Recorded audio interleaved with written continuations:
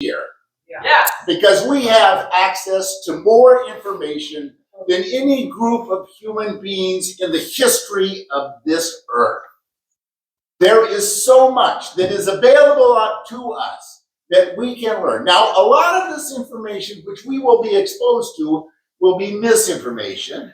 So we will have to be a little more scrutinizing as we learn. But this is a great time to be alive. It is a great time to express doubts about what we believe and try to reinforce truth.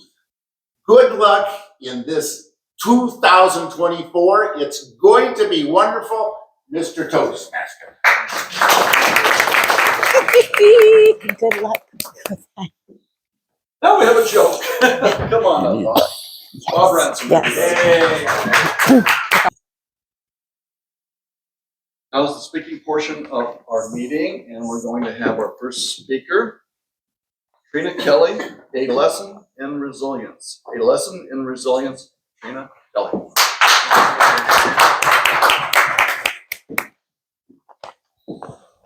What do you want to use? Can I use it? Yes, Okay. January 12th, 2010, 14 years ago today, there was a 7.0 magnitude earthquake off the coast of Haiti, causing incredible devastation to the capital, Port-au-Prince. There were lots of televised images on the news about what had happened, the devastation to the place. Buildings were flattened. People were injured. When you look at the National Palace, which would be the equivalent of our White House, it was folded like a sandwich. Imagine that. There were children that were left orphaned, people without food, water, resources. 3 million people were affected. 300,000 people died. Of the 3 million people that were affected, half of those people were homeless.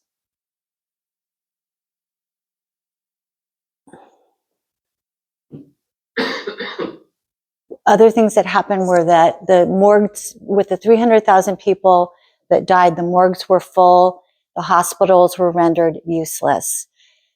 These images flooded my mind, and I felt personally deeply affected by watching this, and I felt like I wanted to help in some kind of meaningful way.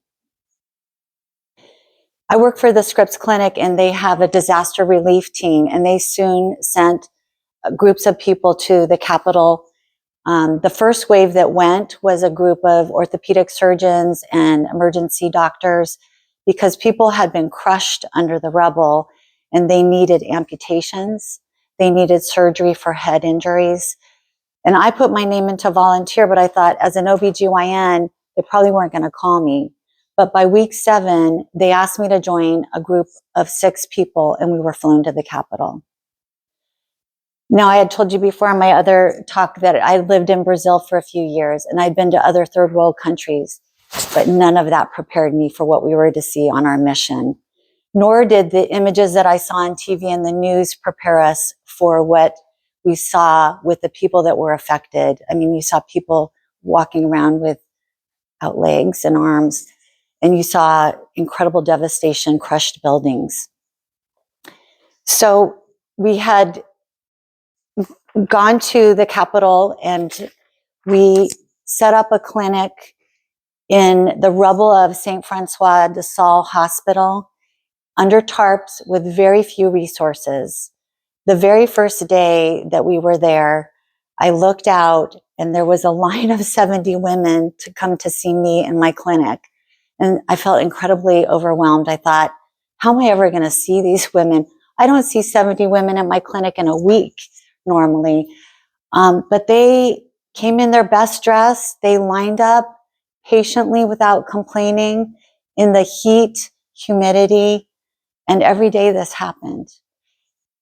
They came with problems that were chronic, that they hadn't been seen for in years.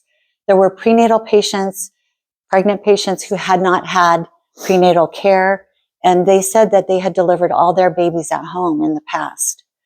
The fact that they had very few resources was evidenced by them telling me, we get our medications from street vendors, not pharmacies, street vendors. And I had a patient, I asked her, what kind of medications are you on? And she said, ampicillin. I take it whenever I get a headache. Ampicillin's an antibiotic, but placebo effect, right? Haitians, most of them live with necessities that we take for granted as Americans. Clean water, sanitation, adequate nutrition, mail services, trash services, public education, and of course, healthcare, as you see. But they, from what we saw as a group, they live with this scarcity with an abundance of resilience, dignity, and zest for life. I carry this image in my head. We saw this every day when we were there, of these women walking up the hill with these baskets on their heads, just gracefully carrying them. And it seemed impossible the way they were balancing them on their head. And we felt like this was a symbol for how they dealt with their harsh lives. We had joked as a team, as Americans, we should learn from the Haitians, take a course on basic balancing of baskets for foreigners. On my return home, my hope was that the situation in Haiti would get better 2 weeks later. But unfortunately, this was not the case. There were tons of resources being poured into the country internationally in terms of money, in terms of personnel. You saw people from all kinds of countries when you were there, Israelis with their medical teams. But unfortunately, soon after the earthquake, there was another earthquake. And after that, the UN peacekeepers had brought cholera to the country, and that was another blow to the Haitians. And then over the years, 14 years have gone by, there's been social and political unrest, leaving Haiti without a government for 3 years. No president, no government. There's a popular proverb in Haiti, and I don't speak Creole, mind you, Derrière mon jamon. Beyond every mountain, there is another mountain. And it seems that this has been true for the Haitians. The experience that I had in Haiti more than 10 years ago left me with an incredible sense of gratitude. It'd be hard to go there and not feel a sense of humility when you look at their struggles and feel uncomfortable just with our seeming abundance here in the United States. I think sometimes when I have my own problems and I feel overwhelmed by them, I imagine the women walking up those hills with the baskets and how they did that with dignity and grace. And my basket seems light in comparison. Good job. Good job. It's going to be Trish Jensen-Meyer.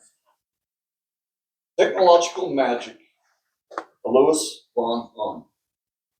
Technological Magic of Louis von Ahn. 5 to 7 minutes, Trish Jensen-Meyer. 6 to 8.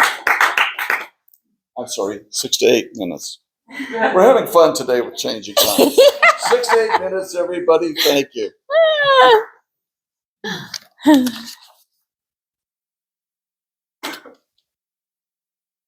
The greatest inventors are unknown to us. For example, who created the wheel? I'm going to give you a few stories about an inventor who may be unknown to you. His technological inventions were seemingly born out of magic.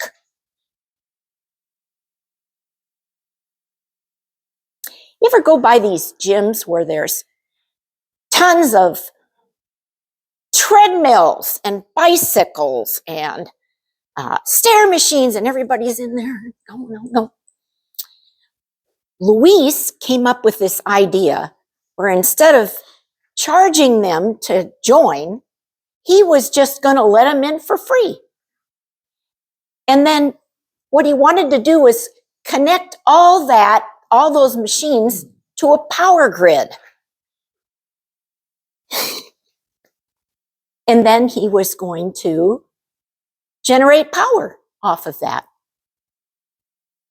So he did that, but it didn't quite work out.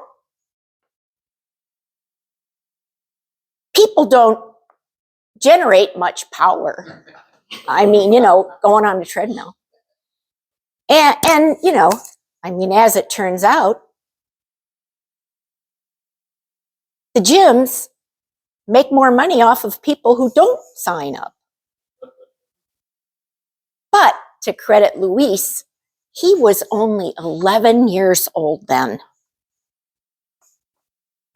6 years later, he was working towards his PhD.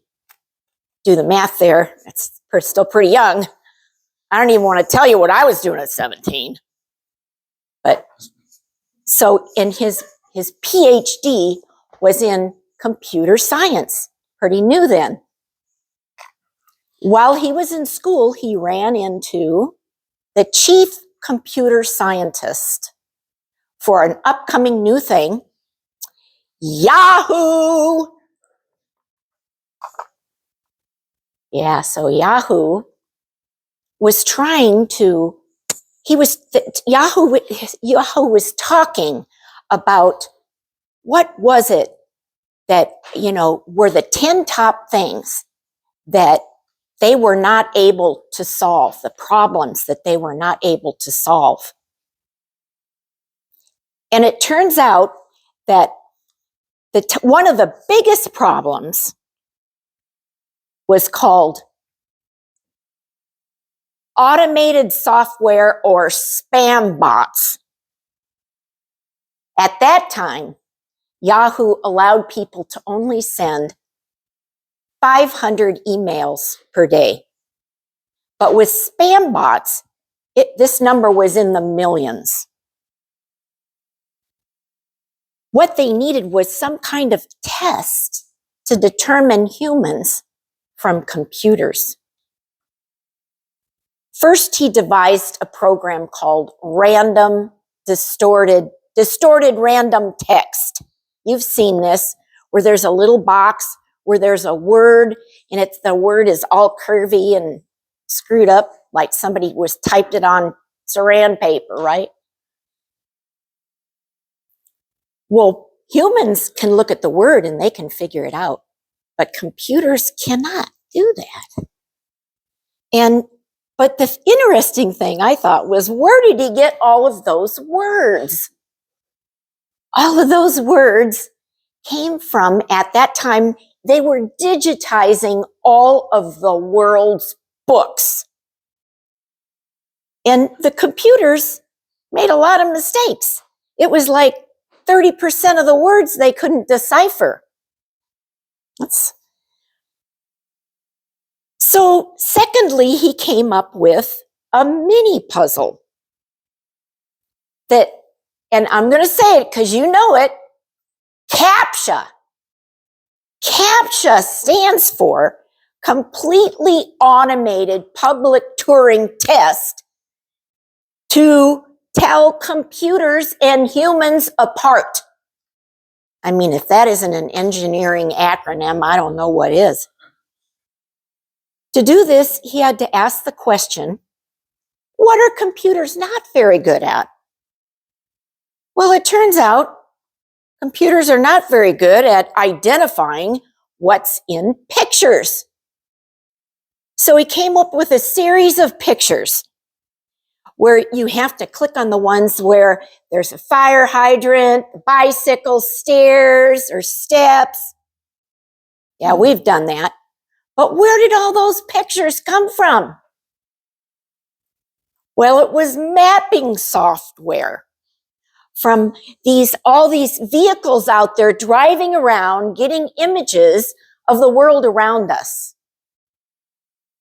Genius.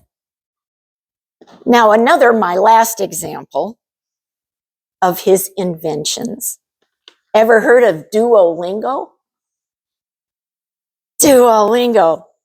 It's a language training app. It has 11 billion registered users. I'm one of them. And they're learning 40 different languages. And all for free.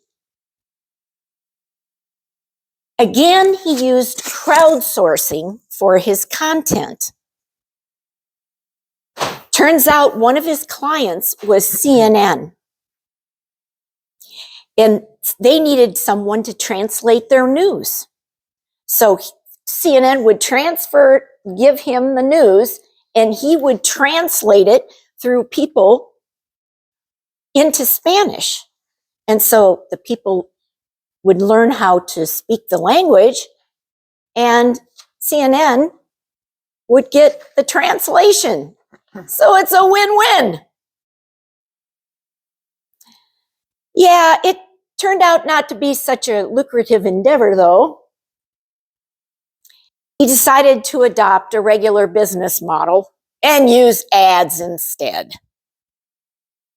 In the end, though, at least you can credit him for making the internet safer. Someone once said that there is no difference between technological inventions and magic. Luis was not afraid to learn new things. He had that inventor spirit. He would say, "You only fail if you fail to try again." I would like to think that there's some of that magic in all of us. Mr. Toastmaster. Thank you. Oh, you're so warm. Please take a minute to